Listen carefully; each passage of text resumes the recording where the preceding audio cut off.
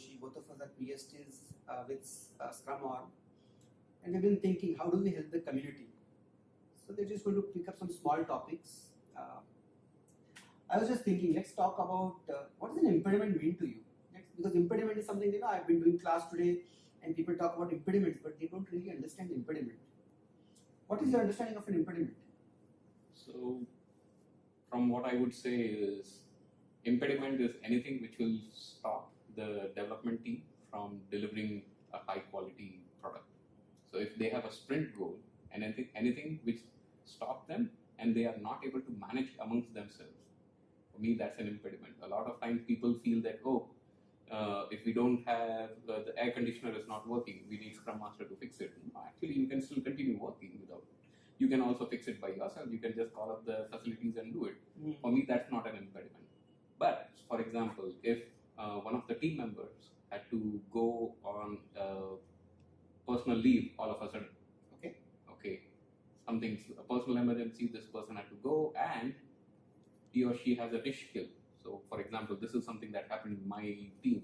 We had an automation expert and he was the only person who knew how to automate the test scripts and no one else did. And there was an emergency like that and he had to leave and the team members were like, okay, we don't know whether we'll be able to deliver the sprint goal. For that time, I believe is when the Scrum Master would have to roll up the sleeves and figure out how we can help.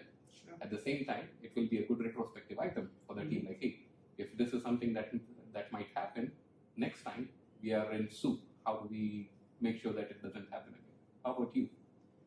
So there was a very interesting case. So this is what we face, and I've seen it multiple times. A team is working, and then they say, you know what? Oh, I need this specialized hardware, and if you don't get the specialized hardware, most likely I'll not be able to close my story. So this is an impediment. So my thought process is it really an impediment, So the way I understand is, a self-organizing development team tries to solve their own problems.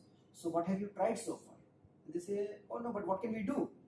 Well, there are multiple teams over there. So have you reached out to them to see if the hardware is available? That's the first step. If you have tried it out and if they say no, I'll still say, no, but you're not done enough. At that point in time, you might go and say, no, what, there's a procurement person in the organization. Can I go to the procurement person and say, okay, I'm looking for this hardware. Can you give it to me? And if he says, you know what, it's available, I can carve it out. So if you just need it for a few days, that's not an impediment. But if the team says, no, we don't have the hardware available, if the procurement person says it's not available, that means a self-organizing development team has tried everything within their reach to resolve the impediment or resolve the problem. And now that they are not able to resolve the problem, it definitely becomes an impediment. And at that point in time, I also like to see the Scrum Master running around like a headless chicken ruthlessly till the problem is resolved. So that's for me the impediment. Impediment is something that a self-organizing development team is not able to solve themselves.